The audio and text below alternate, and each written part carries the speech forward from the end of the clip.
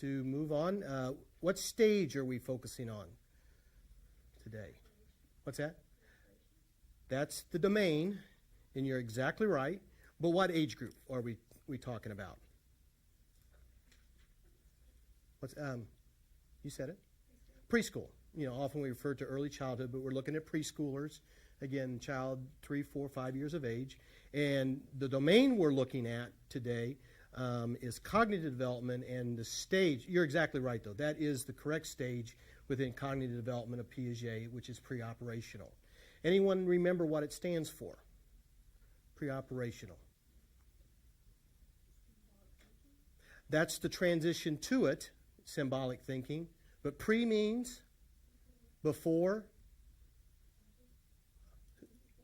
logic. And what we mean by that is before the ability to apply, those logical operations that we think of as adults. And I think some of that will be clearer as we kind of move through our discussion today, as we look at some examples of again, how preschoolers tend to think and tend to look at the world a little bit. But we are talking about Piaget's, again, looking at Piaget's theory kind of as our foundation for cognitive development. We are looking at pre-operational as the second stage. And also that's been mentioned that's real important is that a lot of what we're looking at in this stage is that transition from that sensory motor stage to symbolism and looking at how they begin to understand and use symbols. And again, that hopefully will be illustrated somewhat as we go through our discussion today. So we're looking at what we're going to do is kind of break this pre-operational stage into sub-stages. And the first one is symbolic function. And again, this is not going to go away. We're just going to transition from this and add to it when we get to the next sub-stage. So symbolic function, and again, reflecting on that, shifting that movement to symbolic thinking. Again, typically thinking of children, ages 2 to 4. And again, like I said, the second substage will pick up some additional characteristics.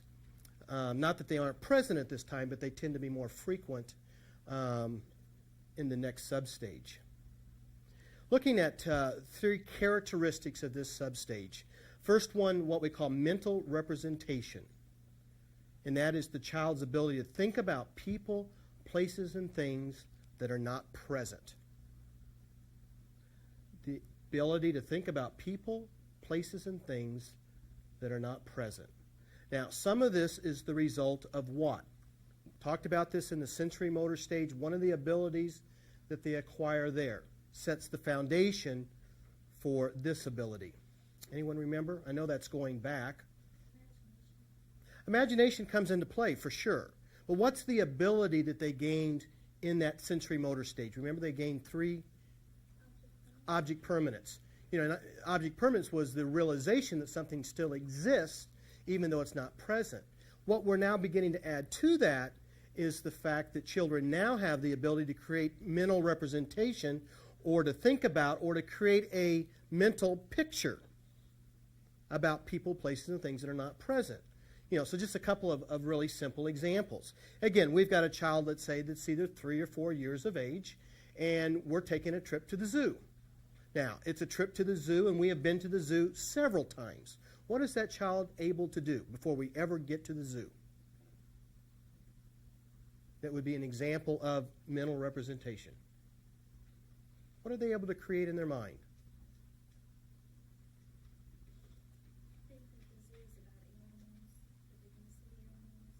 Yeah, not only think about it, but they actually are able to create a mental picture of what? Remember, the zoo itself. And so not only are they thinking about animals, but they've got a pretty good idea of, when they get to the zoo, what animals they're going to see. And in fact, particularly, we talk about a 4 or 5-year-old, not only will they be able to tell you what animals we're going to see, many of them will even have a pretty good idea about what? You get to the front gate, where they're located, exactly. They could tell you, well, down this direction are the elephants, and the monkeys, and if we go down this direction, we'll see the zebras. But they are actually able to create a mental picture, not only of what they're going to see, but have a mental image about where different things are located. Another simple example. You've got a 3-year-old, and you mentioned to them that we're going to go see Grandma or Granddad this weekend. They've been to Grandma and Granddad's before, and they live on a farm. What are they able to create a mental picture of and tell you about? What would be some examples of things that they might say?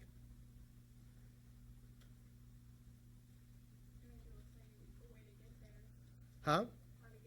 They may have some ideas about how to get there. What else?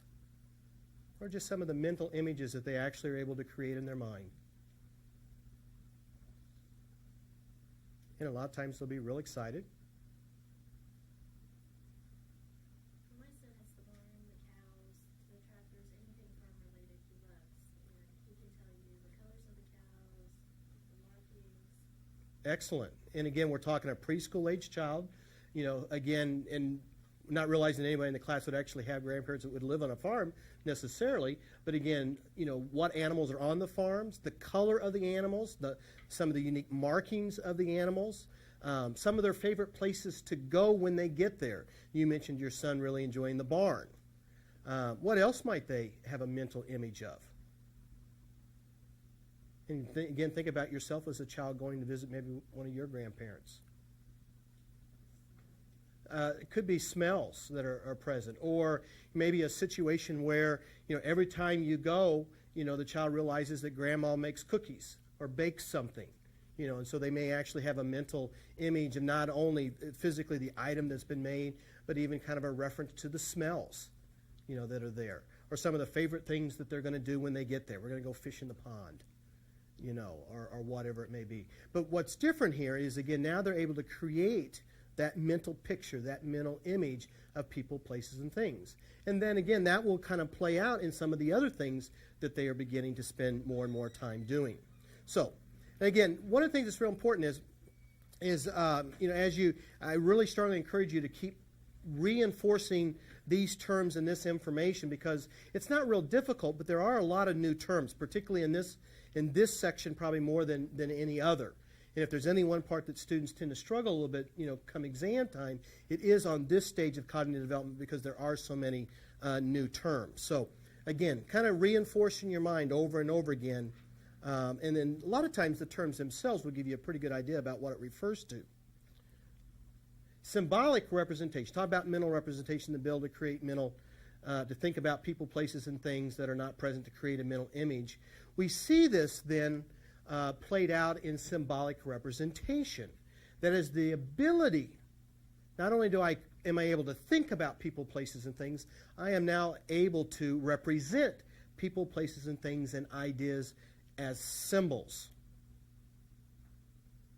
So one is that mental image, that thinking about, and now I am able to somehow represent those people, places, and things in some form or another.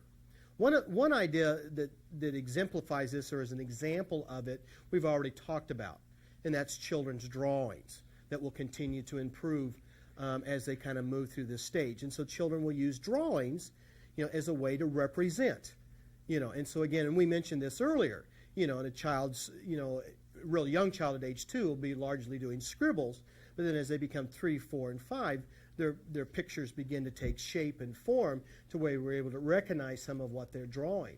But again, for the young child, they can describe what those scribbles or those marks, and again, even as they begin to kind of link,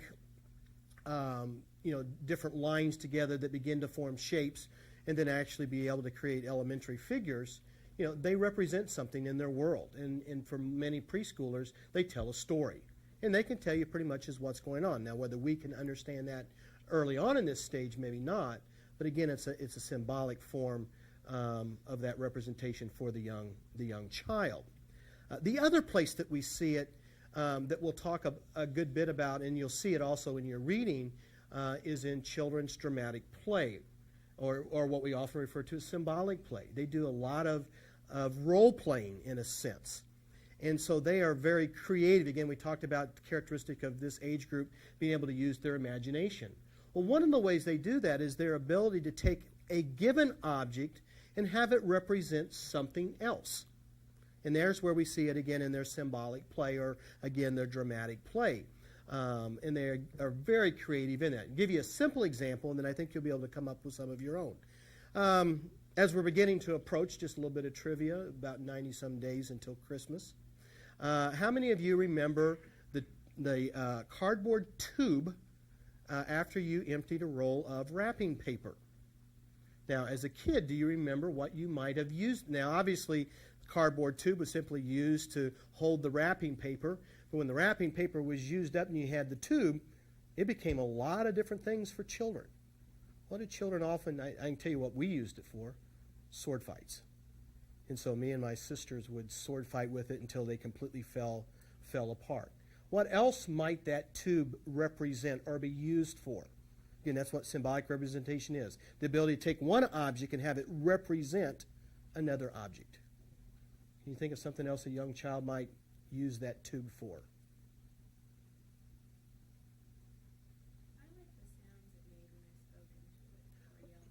Yeah, kids talking through it and the different sounds it would make. And it wouldn't be uncommon if you had a couple of young children, one to talk through it and the other listen on the other end of it. What else might a young child use that tube for?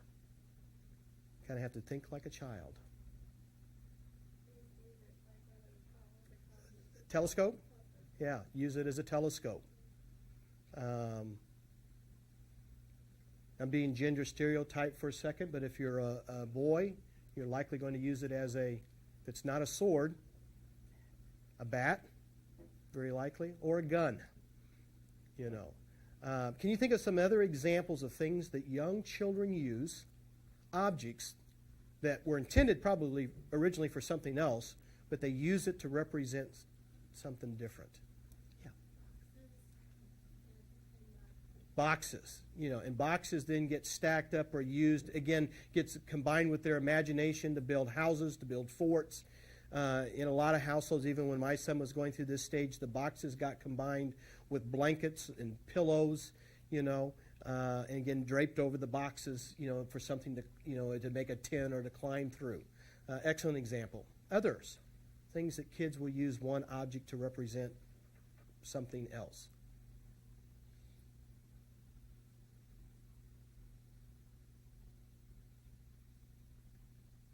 Hard to have a mental image if you're not around this age group.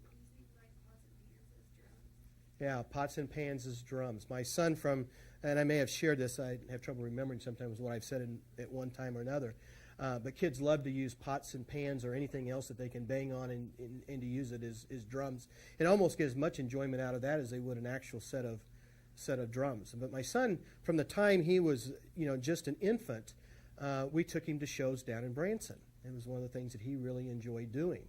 And I remember we were at one of the shows, and he used to, for the longest time, would sit on my lap and watch the shows so that he could see over the top. And so one of the things, he was really fascinated with the drummer. And so one of the things that he figured out pretty quickly on his own, that he would take straws. And he would take 2 straws, and they became drumsticks. And he would sit on my lap, and all during the show, he would drum. And he was using those straws, and again, we'll see it in a moment as we talk about another characteristic of this stage, in terms of imitating someone else, but those straws were drumsticks, partly because they were a lot safer than anything else would have been, and he literally would just drum away. And he would go home, and he would set up an entire stage, and he would get boxes or pots and pans or whatever he could find, and they would represent different instruments, and he would set them up in different places, and then he would get something like a magic marker would be a microphone, and none of it was what it was ever intended to be. And he would actually put on an entire show, and he would move from one object to the other, and he would sing into the magic marker, and make the different kinds of movements and stuff. And so again, combining that imagination with other objects, again, that were intended for some other purpose, but were used to represent something else. You'll see this a lot when kids are playing outdoors, in terms of the things that, something as simple as taking a pan and putting dirt and stuff in it, and it represented a pie. All of a sudden, an outdoor, jungle gym would become what? Again, combining symbolic representation with their imagination. A fort or a spaceship or any number of things. And so we have mental representation, again, thinking about people, places, and things. And then we have symbolic representation, that ability to represent people, places, and things and ideas as symbols. And then combined with that, which you're already to some extent familiar with, but is deferred imitation. The ability to remember events and repeat them.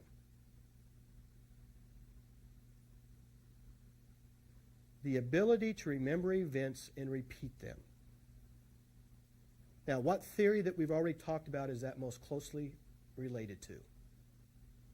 Going back to the very beginning of the course. Deferred imitation is nothing more than that theory. Social learning. Social learning simply says that kids remember things that they've seen, and then they repeat them, and then if reinforced, that behavior will continue. And so what we find is another characteristic of this age group is they do a lot of imitating other behaviors that they have seen. And again, depending upon whether it's reinforced or not will depend upon whether it'll become lasting behavior. But this group loves to mimic other people. Again, you may be able to think of some examples maybe that your parents had shared with you when you were this age group, some of the things that you might have done, again, likely imitating either a sibling or one of the parents. And again, we did some examples before when we were talking about social learning theory itself. But this would be a simple example, and we see this a lot in children's play. Again, there's symbolic or dramatic play, and a lot of what they're doing is simply imitating things that they've either seen, at home, seen particularly on TV, and then a lot of ways that will get integrated into their play, particularly with other children. I don't know if anyone in here ever put parents' makeup on, deferred imitation. And again, I'm not going to be gender stereotype because I don't think it follows necessarily anymore any particular gender. A child, having watched maybe their father shave, and it's not uncommon. Again, if you haven't watched too closely, all of a sudden the child will come out of the bathroom, and before you know it, they've got shaving cream, again, all over their face, and they will even attempt to shave if there's a razor that's accessible, to them. Let's see. I remember one time I was sitting at a table, and and it's what is the behavior now. It would only be deferred imitation if you saw it again. But they were having carrots this day for lunch, and it was a group of preschoolers, and and pretty soon one child had a carrot and was beginning to eat it, and all of a sudden was beginning to imitate Bugs Bunny. I'm Bugs Bunny, And pretty soon, which would not be all that unexpected, pretty soon you've got a table of about 6 or 7 other preschoolers who are all doing the same thing, Now, that's simply imitation. The deferred imitation would be if that child went home at one of the meals at some other point in time and carrots were on the table, and pretty soon they were imitating Bugs Bunny again. Like I said, you see this a lot in dramatic play. There's nothing probably more entertaining than to be in a preschool classroom and watch children in just, again, their play with one another and watch them, again, role play things out that they've likely have seen before. Most preschool classes, child development centers will have what's often referred to as learning centers, and one of the learning centers is often dramatic play. In many centers, what you'll find is the dramatic play center often, at least at some point in time, has a kitchen area set up. And it's one of the areas that kids just love to be in. And they will literally imitate being in the kitchen and cooking and setting the table and doing all those things. Now, where did they probably learn those behaviors? Watching their parents. Now, what is even more entertaining than just watching them play and pretend to cook and prepare meals is to listen to what they say to each other, and to listen to what happens. And again, you can begin to see, different patterns in different homes. And it's funny when you see a boy come into the kitchen area and begin to start to cook, and one of the little girls say, "You can't do that. You're not supposed to do that here. I'll fix it. You sit down and I'll bring it to you." And you can begin to simply hear some of the same kinds of words that probably have been said or verbalized in some form or another at home. Watching a group of kids play school, and it's funny to watch them negotiate first off who's going to be the teacher. Now I'm the teacher. Okay, now you sit there, you sit there, you sit there. Now, don't talk. Be quiet. It's also funny to watch kids, again, if they're playing house. And so you've got someone who typically is the mother, and then someone who's the dad, and then somebody is, most likely, the child. And it's interesting to watch again. Again, we're talking, the same age group, peers, and it's funny to listen to, again, this preschooler who's now the mom or the dad or whatever, disciplining one of the other preschoolers. And so they've gotten in trouble, and it's so funny to hear him say, you're in timeout, so go sit in your timeout chair, and so you can, again, hear them imitating, obviously, things that they've heard, at some place or another, either at home. You'll see, kids imitating Power Rangers or their favorite TV show or something that they've seen, and so it comes out a lot again in their dramatic play. And again, remembering events, things that they've seen, and then integrating that, repeating them often again in some form or play or not. So mental representation. Think about people and places and things that are not present. Again, that ability. What you want to do is think about creating a mental image. Child's ability to create that mental image. Symbolic representation. Again, the ability to represent people, places, and things and events as symbols in some form. Again, either in their play, in their drawings, in their language, in terms of verbalizing with others, and deferred imitation, the ability, again, to remember events and repeat them. All right. 3 key kind of characteristics, abilities that children have during that first sub-stage. And then what we see as children get older, we begin to add, and again, it's not that it's not present in the younger stages, but again, it tends to become a lot more frequent. And we refer to the second sub-stage, slightly older children, 4 to age 7, as what we call intuitive thought.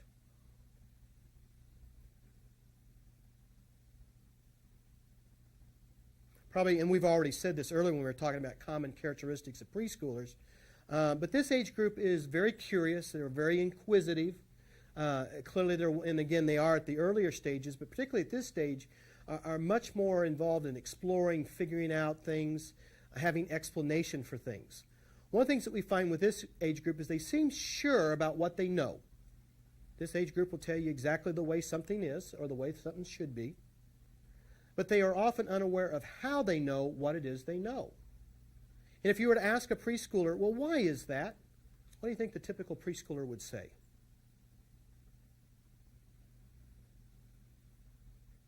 Any ideas? They'll often say, just because. It just is. They won't say, I don't know. They'll just give an explanation in terms of, it's just the way that it is. And they almost would expect you to, what? Know why, or to know that that is the way that it is. But they are often very, very confident in what they know. Give you an example. This is something I used to have students do. And I actually had them go and interact with preschool children. And so I had them give a test, and it was done as a game to this age group. And this age group had a lot of difficulty playing the game. But the game is, I want you to figure out what happened. Now, and the only way that you can figure out what happened is to ask yes or no questions. Now, I'm going to do the same thing with you all. I'm going to give you a situation, and you need to figure out what happened, and you can only ask yes or no questions. Now, preschoolers get real frustrated with having to ask yes or no questions. They don't want to do that, and most of the time will not. But they can tell you what happened. Now, here's the situation. See if you can figure it out. A man is driving down the road in his car, and he runs off the road and hits a tree. Now, you need to figure out what happened by asking yes or no questions, and only yes or no questions.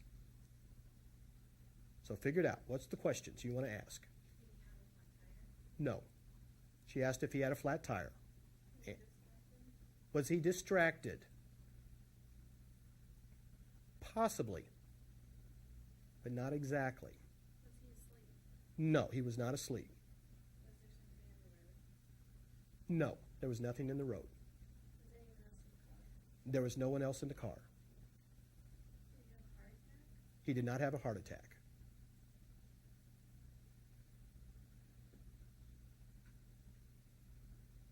Did he have a health condition? He had no health condition. Had nothing to do with his health.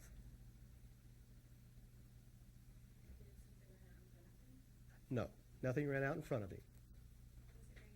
Yes, it was raining. Yes, he slid off the road, but there's another piece to it.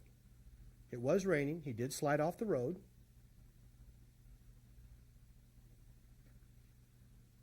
Can you figure out the other piece? Was his brakes working? His brakes were working. Were his windshield wipers His windshield wipers were working? working. Was it at night? It was not at night. But you're getting close. There's just one other missing piece. What else might have caused him to slide off the road in rainy conditions? Did he cross a river? No, he didn't cross the river. Speeding? He might not necessarily. I mean, he may have gone faster than he should have under the circumstances, but you're getting closer. Probably yes. But there's still one little missing piece. He was going around a corner. Yeah. So what the situation was is it was raining. He was going around a corner, and probably was going too fast around the corner, slid off the road, hit a tree. Now, preschoolers would have a difficult time and often will not do the yes/no questions. They'll practically get frustrated. But it's interesting that if you actually do this with a group of preschoolers, what would they be able to tell you? Many of them at this age, particularly 4 and 5-year-olds, will tell you what happened. Any guesses about what a preschooler might say happened?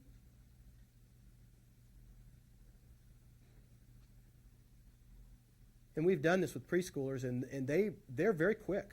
So they don't need to ask the yes/no questions because they know what happened. Any thoughts about what a preschooler might say? For those of you who have been around this age group? A lot of times, one of the more common answers is something ran into the road.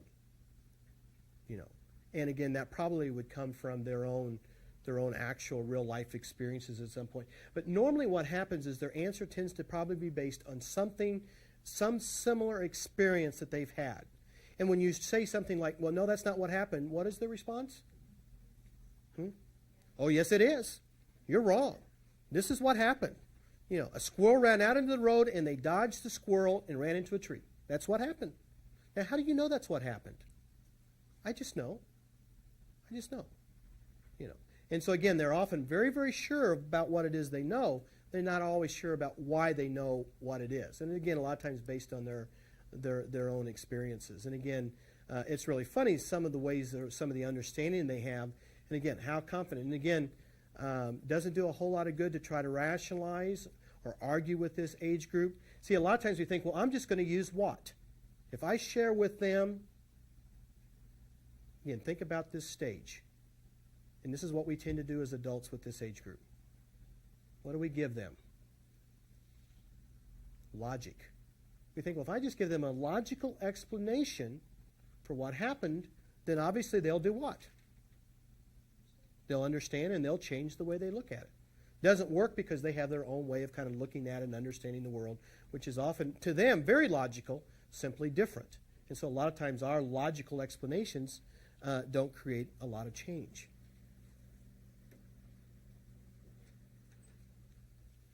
The other thing that's characteristic, not that it isn't at any point in time, but particularly becomes characteristic about 4 years of age, is that they want to know the answers to all sorts of questions. And what is one of their favorite words at this age? Why? Went up to a center the other day and was talking with the director, and there was a little preschool girl there, and happened to be in the office at the time. And so, I walked in and I was talking with the director and we were having a conversation, and it was so funny because and I don't even remember what I went to ask, but she was just standing there. Why are you here? Came to see somebody. Why? And I proceeded to talk, say I came to get some information, but why? And I mean, I bet you in the course of the 10 minutes I was there, that little girl must have asked me 30 different questions nonstop. I had no more, and I trying to be, attentive to her and to answer her questions with really short, answers, and it was, she just kept and I've had that experience many times before, but not quite. I mean, it was just like a machine gun going off. Why? Why? Why? Why? And it didn't matter what my answer was. I mean, there was still a follow-up question every time. I think you were talking about that just a little while ago, before we got started, that your child is It's almost almost 4. 4. He asked where his sister was Friday night. I think she was at their grandparents, and I said, well, she's at Bobby's house. And he says, why? And I said, well, because they wanted to spend some time together. Why? And it just kept going. Yeah, and that's what happens. You answer honestly the question, and there's always a why after it, and it can go on for long periods of time. And a lot of it's just, again, the curiosity, wanting to try to figure out things, understand things. It can, at some point, get a little bit tiring attempting to answer all that, but they do. They want to know the answers to all sorts of questions. And some children are clearly more inquisitive than others, but they will ask question after question after question. That's not a bad thing. It's just part of this stage. Again, you might want to highlight, underline in your reading as we look at later stages. We'll refer to or talk more about different types of, we often talk about deductive, inductive reasoning that you're more familiar with in terms of general to specific, specific to general. What's interesting is this age group tends to use what we call transductive reasoning. And that's where they reason from particular to particular. In other words, what they tend to do is to relate things that are pretty closely related to in terms of when something occurs or events. However, they may not necessarily always be related events. And again, it's kind of how they, again, are beginning to understand or make sense out of things. At one point, my son was convinced that he knew exactly what caused it to rain. What causes something to rain? Or what is the cause of rain? Be a preschooler. If you're going to relate closely related events, what would be something that would be closely related to rain falling? Thunder or lightning. More often than not, thunder. My son was convinced that thunder caused it to rain, because typically you would hear thunder, or possibly you would see lightning before you actually saw rain. And so it made sense to him that thunder caused it to rain. And again, you combine that with some of the other things that we've talked about, in terms of their imagination. What might be an indication of a tree being sad? Leaves falling. And the leaves falling represents what? To some preschoolers? Teardrops. Yeah. Again, it's a matter of, combining imagination, symbolic representation, and an explanation about what's happening. And again, their ability at times to give lifelike qualities. There's a term we call animism, give lifelike quality inanimate objects.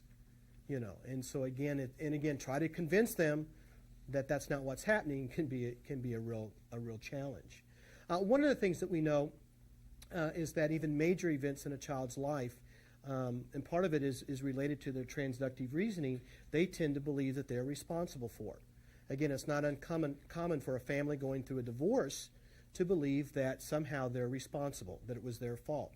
Now, how in the world would a young child ever come to the conclusion that their parents divorcing was their fault? Think about it in the context of transductive reasoning. What might they do? Any ideas? Exactly. It may be that something happened earlier in the day, or, in the afternoon, they had gotten in trouble for something, or one of the parents had gotten mad at them for something that they had done. Again, behaviors that probably have occurred numerous times before that day, but then it's on the same day that parents sit down and explain to the preschooler, or tell the preschooler, probably not much of an explanation, that daddy's leaving, and that we're getting a divorce. And then all of a sudden they begin to, believe that somehow it was their fault. Daddy wouldn't be leaving if I'd been good, or if I'd been a good boy or girl, whatever it was, and I hadn't gotten in trouble earlier, and then that's why they can't stay because I'm such a bad child or whatever. They make those kinds of connections that are really not related at all to the event that's occurring, but tend to somehow believe it's their fault by simply linking together unrelated events that happen in a fairly close proximity to each other. So again, you may, and it goes back to how they understand things. You may be having a conversation, and they may be even asking questions about why related to that. And it may be what, and they're trying to explain what causes the clouds to move. How do you think a preschooler might answer? And you have to kind of think like a preschooler. They might actually give an explanation. The cloud's moving because objects are moving.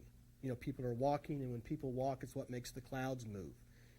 Or wheels turning on a car or on a bike.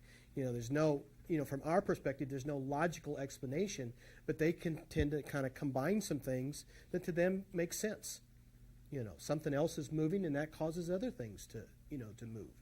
And again, they may not necessarily, and that's again why we often refer to this stage, in terms of pre-operational or before logic, or applying the principles of logic as you and I would understand it.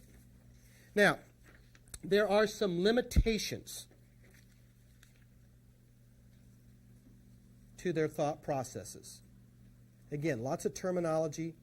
Some of you may be somewhat familiar with, others that you may not be.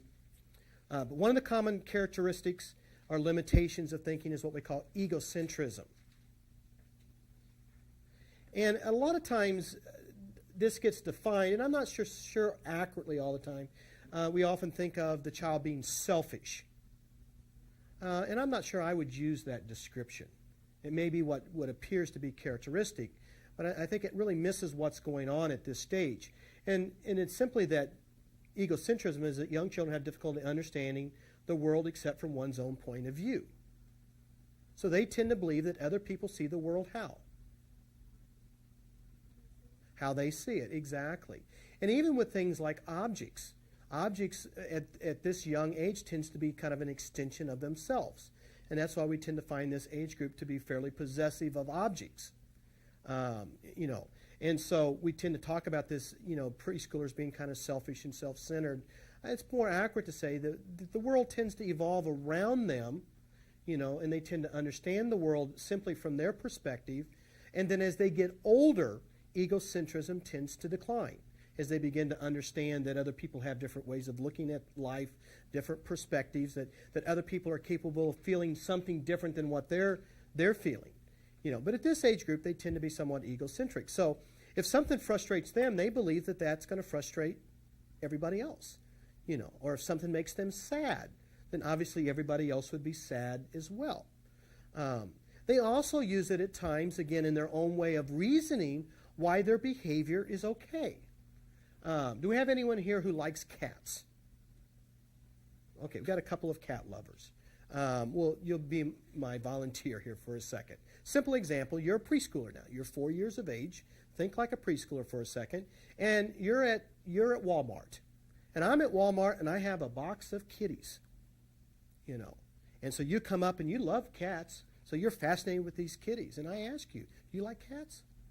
And your response would most likely be, oh, yeah. These cats need a home.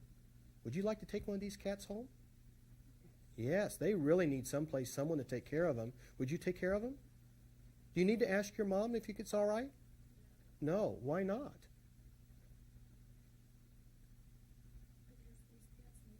These cats need a home. And I like cats, so surely, who else is going to like cats? Parents, yeah, exactly. So it makes it okay. I don't need to ask because they would want these cats to have a safe home as well. And so I take this cat and I show up in Walmart with the cat in my arms, and all of a sudden mom or dad or whoever is surprised. Cat climbs up into the tree, is in trouble. There's a rule in our household that I'm not supposed to climb up trees, But what do? Why? I climb up the tree. Cat's in tree, cat's in trouble. Now, am I going to be in trouble? Why shouldn't I be in trouble? I'm helping the cat. And we know that if something's in trouble, we're supposed to help. Exactly. Now, that's the logic of the preschooler. What's the logic to the parents? Shouldn't have been in that tree. You know that was a rule not to be in the tree. And I'm more concerned about your safety than I am the safety of the cat. But again, the preschooler's kind of thinking from their own perspective, again, their own reasoning, and it makes all the sense in the world, to them. But again, they tend to kind of see the world from their own perspective. And they tend to believe that everyone else sees it in very much the same way. Yeah. And if you don't want to go someplace or do something, you shouldn't have to. And all the logic and all the reasoning in the world, it's hard to change that, that perspective.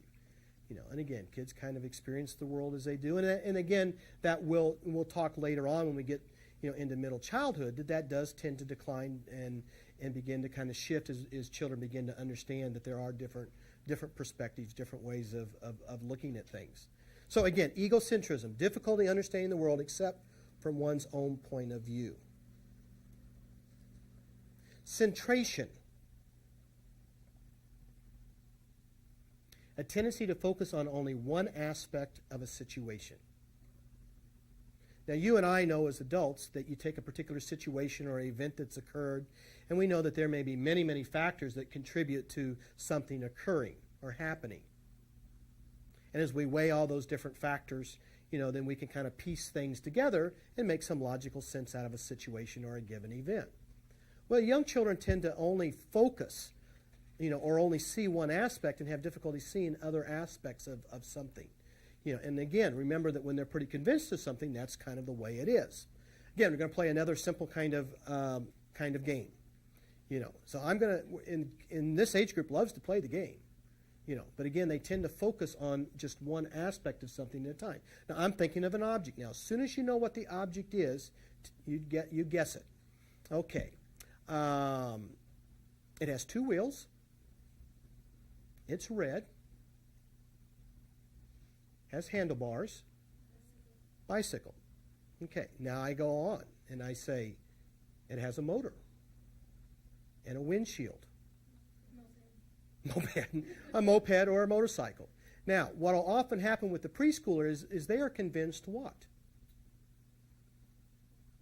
It's a bicycle. Why? And it's hard to convince them, no, it's not a bicycle, it's a motorcycle. Now, why is it a bicycle and not a motorcycle? Yeah, and what they do is they'll focus on only one or two aspects, and it could be typically the handlebars and the wheels, and once they're sure of what it is, that's what it must be. They have trouble bringing in those other characteristics. Now, you look at, hopefully most of you looked at it and said, that it was a motorcycle or a moped or something else other than a bicycle. But again, this age group tends again to center in and only focus on one or two aspects of something. And we'll see this play out in one of the other. And it has to do with how they even look at or analyze situations as well.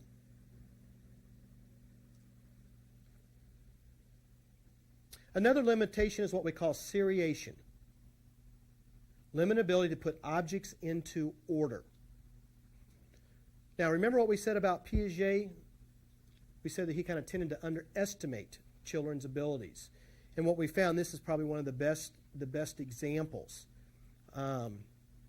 in that if it's made simple enough, children really do have some level of understanding of limitations. Now, let's say I took the 12 of you, and I lined you up here in front. I'm not going to do it, but if I were to line you up in front of the classroom, what would be an example of seriation? In what way might we put you in order? Age, height. Could do it by weight, but height probably is the one that the classic research was done or something similar to that. Piaget had taken different sticks of different lengths and asked children to simply put those in order. And if there were a lot of different lengths, 8 or 10, children had a hard time with that. Now, and likewise, you would all be able to order yourself from shortest to tallest pretty easily. With 12 of you, young children would have some difficulty with that. Now, why do you think young children might be able to do it if, say, there was only 4 of you versus 12? Why would that be easier, and why would some children, you think, be able to do that? And yet have maybe more difficulty if there were 12 of you going from shortest to tallest.